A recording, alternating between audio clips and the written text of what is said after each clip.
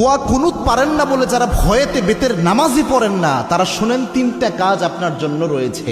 এই তিনটা কাজ করলে বেতের নামাজের পরিপূর্ণ সওয়াব আপনি পেয়ে যাবেন। সুবহানাল্লাহি বিহামদিহি। ইসলাম যে কত সহজভাবে আপনাকে সমাধান দিয়েছে কল্পনা করতে পারবেন না। এই যে বেতের নামাজে যে দোয়া কুনুতটা আমরা পড়ি, এটা কিন্তু অনেকের মুখস্থ হয় না, যার কারণে অনেক বড় দেখে অনেকে বেতের নামাজই পড়ে না যে আমি দোয়া কুনুত পারি না, আমি কি বা পড়বো। অথবা অনেকে এমন রয়েছে বেতের নামাজে দাঁড়িয়ে দোয়া কুনুতের সময় চুপ করে থাকে, একটা শব্দ করে না, এরকম আছে অনেকে। তো এরকম কোনোটাই মাধ্যমেই আপনার কিন্তু দোয়া কুনুতের যে হক এটা আদায় হচ্ছে না। এবং বেতের নামাজ এটা কিন্তু ওয়াজিব একটি নামাজ, এই নামাজকে আপনি ইচ্ছা করে ছেড়ে দিতে পারবেন না, এবং ওয়াজিব সবসময় চাইলে আপনি তরক করতে পারবেন না। এই জন্য বেতের নামাজ গুরুত্বপূর্ণ।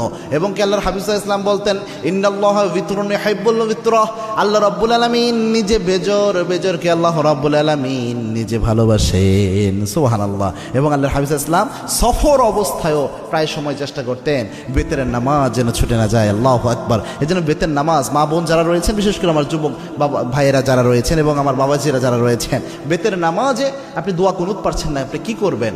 প্রথম যদি আপনি দোয়া কুনুত না পারেন তাহলে আপনি যে দোয়াটা পড়বেন, রব্বানা আতিনা ফিদ দুনিয়া হাসানাহ ওয়া ফিল আখিরাতি হাসানাহ ওয়া কিনা আযাবান নার।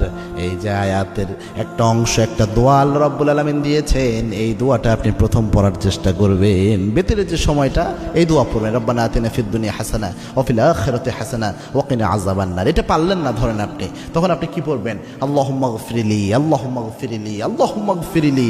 এটা বারবার আপনি পড়তে থাকবেন, তাহলেও দেখবেন ইনশাআল্লাহ বেতরের হক আদায় হবে। 3 নাম্বার হচ্ছে আপনি পড়বেন আস্তাগফিরুল্লাহ, আস্তাগফিরুল্লাহ, আস্তাগফিরুল্লাহ। তিনটার যে কোনো একটা যদি আপনি পড়েন, আশা করা যায় ইনশাআল্লাহ বেতরের হক সাময়িকভাবে আদায় হবে। তবে এটা এই সময় পর্যন্ত, যতদিন পর্যন্ত আপনার মুখস্থ না হয়।